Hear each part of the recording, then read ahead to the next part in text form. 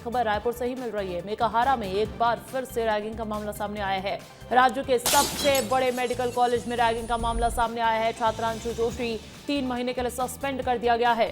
2024 में रैगिंग मामले में ये शामिल था। दोषी पाए जाने पर 1 महीने के लिए इसे सस्पेंड किया गया था। सजा के बाद भी छात्र ने दोबारा रैगिंग की, यानी कि आपने सजा तो दी लेकिन सीख इस छात्र को फिर नहीं आई। और जहां पर रैगिंग बैन है, किसी अपराध से कम नहीं है और राज्य का सबसे बड़ा मेडिकल कॉलेज है, वहां पर एक बार फिर से रैगिंग का आना कहीं ना कहीं पूरी व्यवस्था पर बहुत सवाल खड़े कर रहा है।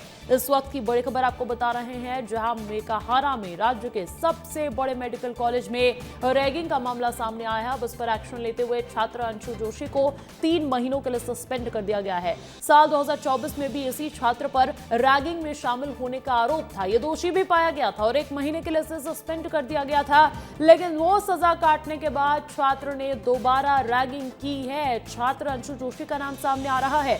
अब इस पर एक्शन भी लिया गया है, जहां अंशु जोशी को 3 महीनों के लिए सस्पेंड कर दिया गया है।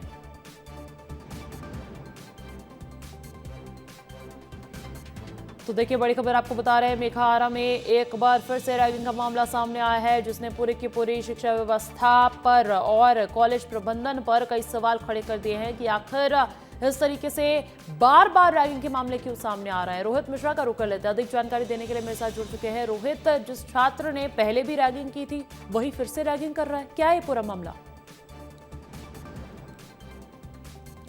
आप बिल्कुल देखिए, छत्तीसगढ़ के सभी कॉलेजों और मेडिकल कॉलेजों में रैगिंग पूरी तरीके से प्रतिबंधित है, लेकिन उसके बाद भी प्रदेश के कई जगहों से इस तरह की खबरें लगातार सामने आती है और मेडिकल कॉलेज खास करके इसका हॉटस्पॉट बना हुआ है और मेडिकल के छात्र बड़े स्तर पे रैगिंग करते हुए जो है वो दिखाई दे रहे हैं, क्योंकि इससे पहले भी कई घटनाएं सामने आ चुकी है। अगर बात आशु जोशी के बारे में की जाए तो आशु जोशी को इसके लिए 1 महीने के लिए सस्पेंड भी किया गया था, जब पिछली बार उसने सिर मुड़वाने तक का जो है वो उस तरह का रैगिंग करने का जो प्रयास है वो किया था और नवंबर के महीने पे ये पूरी तरीके से रैगिंग का आरोप जो है वो लगा था, जिसके बाद 1 महीने का सस्पेंड किया गया था। लेकिन जब वो सस्पेंशन उसका खत्म हुआ, उसके बाद में जब वो वापस लौटा दिसंबर अंतिम के महीने में, तो इस बार फिर जानकारी आ रही है कि फिर उसने एक बार रैगिंग करने का प्रयास किया है और फिर जो कॉलेज का प्रबंधन है उसको जानकारी दी गई। तो कुल मिलाकर इस छात्र को लेकर अब कॉलेज प्रबंधन को सख्त रुख अपनाना पड़ेगा, क्योंकि बार बार ये रैगिंग की घटनाओं में जो है वो सामने आ रहा है। लेकिन मेडिकल कॉलेज प्रबंधन पर भी सवाल उठ रहे हैं, क्योंकि इससे पहले भी याद होगा कि एक छात्रा के साथ में रैगिंग की गई थी, जिसकी